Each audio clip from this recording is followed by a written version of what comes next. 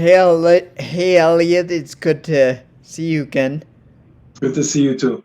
Thanks for taking the time to speak to us today. I'm wondering if you can start off by telling people who you are and what you do. My name is Ian Elliot Barrington. I started a group and a page called WheelsHeals Disability. It's really to help people and to empower them as well, who is having a difficult time, not just people who is living with disability, people who is having a difficult time as well. Um, I created WheelsHeals Disability because of my situation. I was shot back in 2005 and it paralyzed. I ended up paralyzed from the waist down. I am paraplegic. So being paralyzed and paraplegic, I've been through some trials and tribulations and some struggles.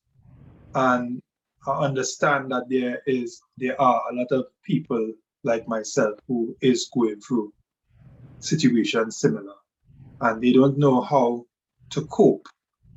So WheelsHeals Disability is to help people who is going through that very hard transition to help them on the way, make the transition even smoother and easier. So, what does Wheels Heals do for people exactly?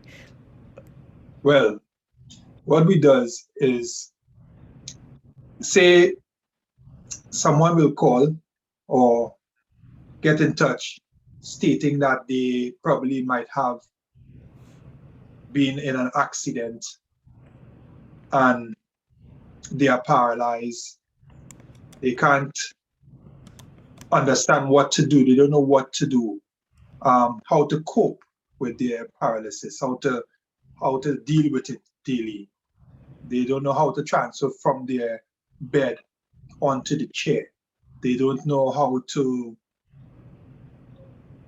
do things that they were accustomed doing before when they were walking. So besides people that are paralyzed, there's also people who's having a hard, difficult time in life itself. And they might need someone to talk to. This is what WheelsHeals Disability is here for as well. People will contact me. I am a life coach and I help people along the way, people who are struggling and they want to try to achieve certain goals. This is what WheelsHeals is here for as well, to help people achieve goals. And do you do personal training and do you do virtual sessions? Yes, I do personal training one-on-one and also virtual, like via WhatsApp. Someone will call me and I will be with them one-on-one for 1 hour daily. We will do certain exercise. If the person isn't interested in exercising, we will talk for an hour, whatever the topic may be. So not everybody is interested in exercise. Some people just need someone to talk to, and this is what WheelsHeals is here for as well. Of all the exercises you've tried, what have you found is the most effective? The most effective exercise that I have been doing with some of the people that I've been working with is breathing exercise, breathing and stretching exercise.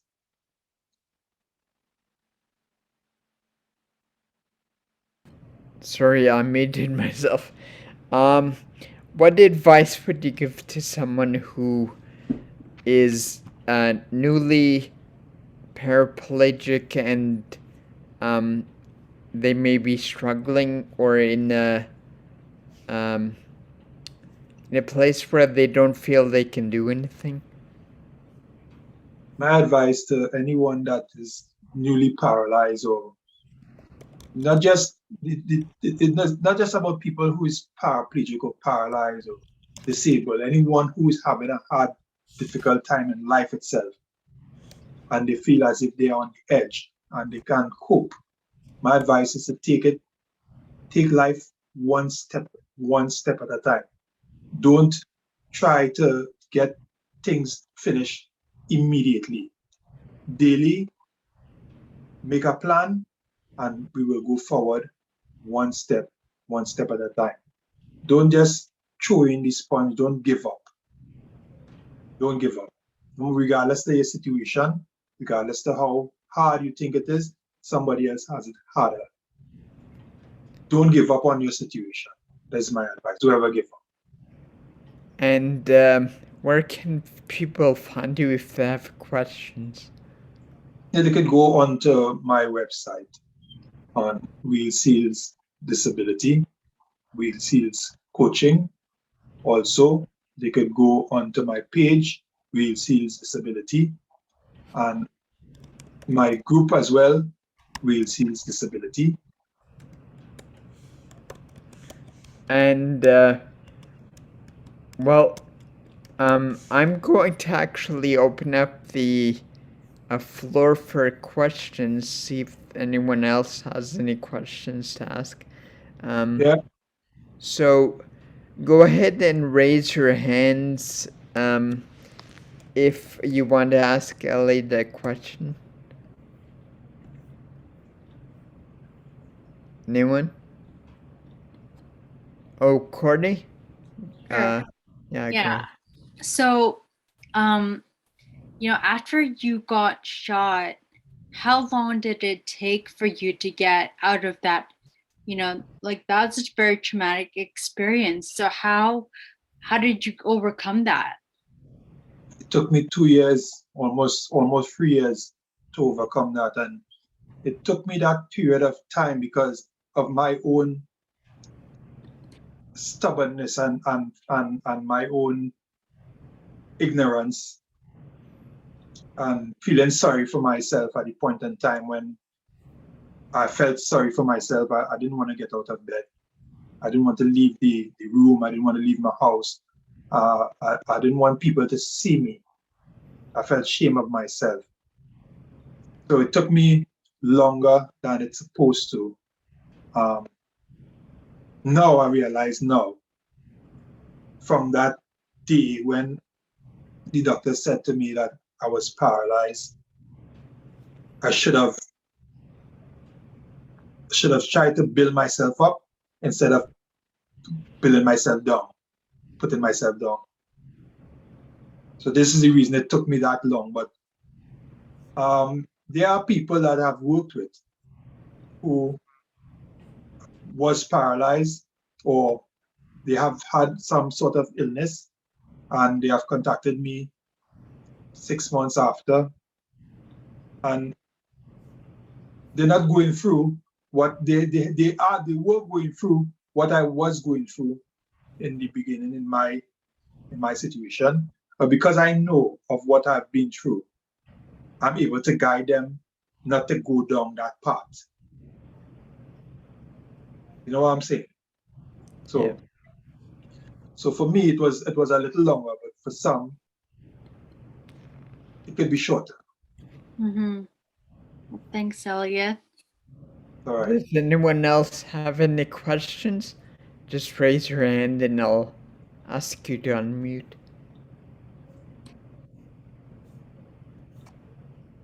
Anyone? Donna has her hand up. Oh, Donna? Go ahead. Oh, sorry, Donna, I muted you by accident. Try it again.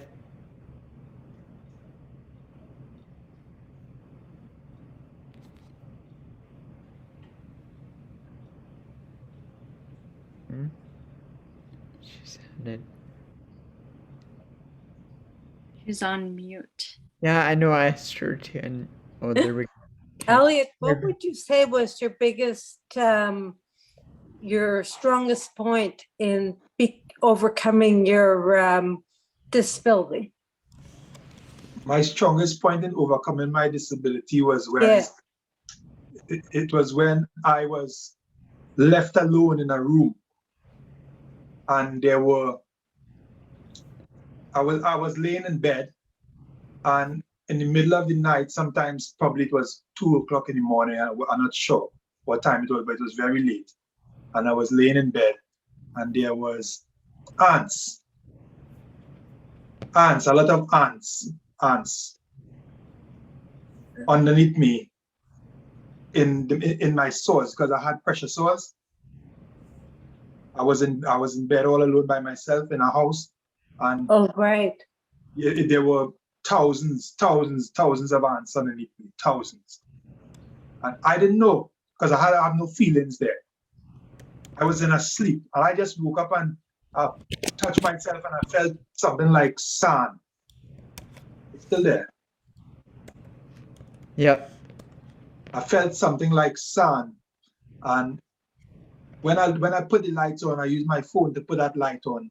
It wasn't sand, it was ants, and this was the real bad ants, the biting ants, the ones that just sting, the flesh-eating ants, and they were in my sores and all over my buttocks area, eating me alive.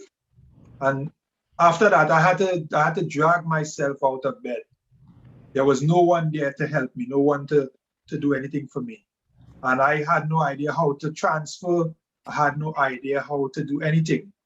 As I said before, I was just laying in bed feeling sorry for myself. And at that point was when I got the courage and the strength. And I dragged myself out of bed straight and got rid of the ants. I cleaned myself. I got myself onto my wheelchair. And that was the point for me that I said, that was it. I'm not going to allow this disability to take me out. Anybody else with the questions? Oh, Adrian, go ahead.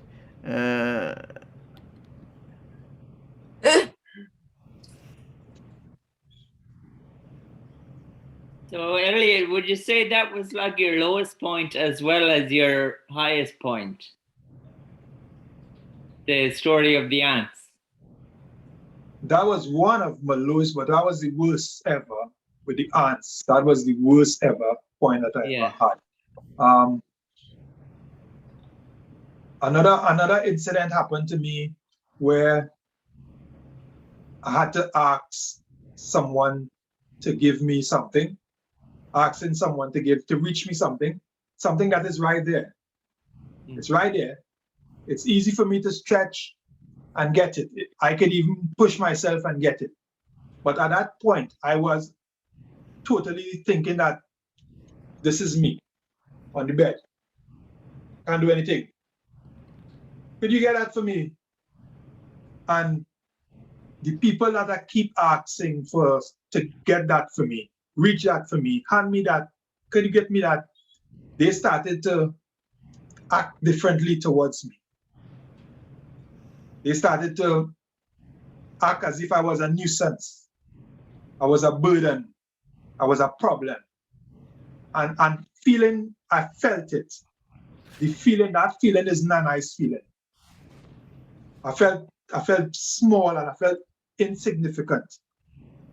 I told myself, I need to get out of it. I need to get out of that. It's very easy for someone to get into that dependency syndrome.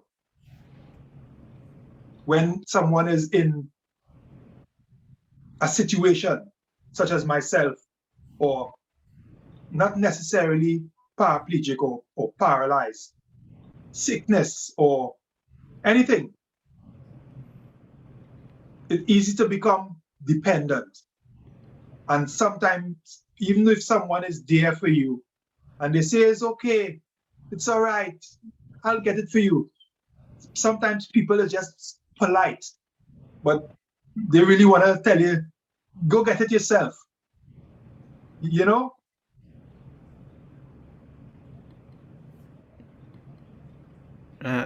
Any other questions for Elliot?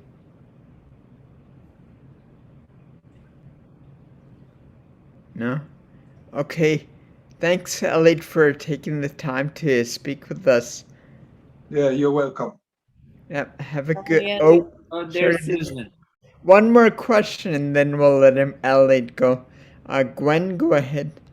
You have a question?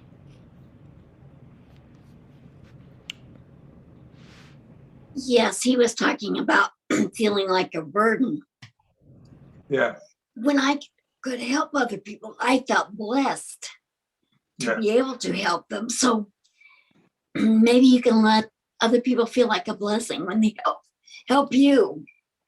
Yeah, some people are genuine when they Yeah. come to help you. Like yourself. You said you feel blessed by helping someone. If you see me, like for instance, I will be going onto the train. I'll be taking a train, and over here there are ramps that we could just get onto the train for ourselves.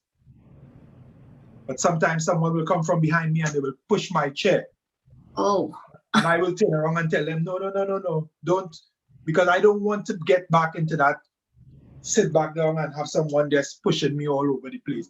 Because sometimes someone, not yourself, people will come and they will help, but when you keep helping me, you're doing a good for yourself, but you're also helping me become dependent. I see. Get me? Fine line. Yeah. Yeah. So it's good to let someone help yourself too, because being independent is important. Yeah. Okay. Thanks, Elliot, for taking the time to speak with us. It's Have all right. yourself a good evening. Yeah, thank you. Take care. Yeah. Okay. That's Bye. Bye. Thanks, Elliot. Bye.